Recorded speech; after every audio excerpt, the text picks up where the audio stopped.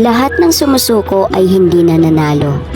Minsan, sinukuan na natin ang isang bagay, pero hindi natin alam na malapit na pala ito sa tagumpay. Madali lang natin kalimutan ang mga pangarap natin. Sa isang pagsubok lang, tila pakiramdam mo lahat ay may hangganan. Binangga ka ng unang pagsubok at nadapa ka kaagad. Huwag kang sumuko. Lumaban ka. Minsan naiisip natin na parang imposible makamit ang mga pangarap mo.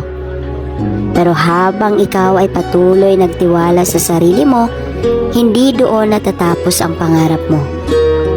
Siguro nga hindi pinagkaloob ang ating mga pangarap ngayon. Pero lagi mong tandaan, lahat ng hinihiling mo ay matutupad. Basta magtiwala ka lang sa sarili mo, kusa itong dumating sa buhay mo nang hindi mo mamamalayan.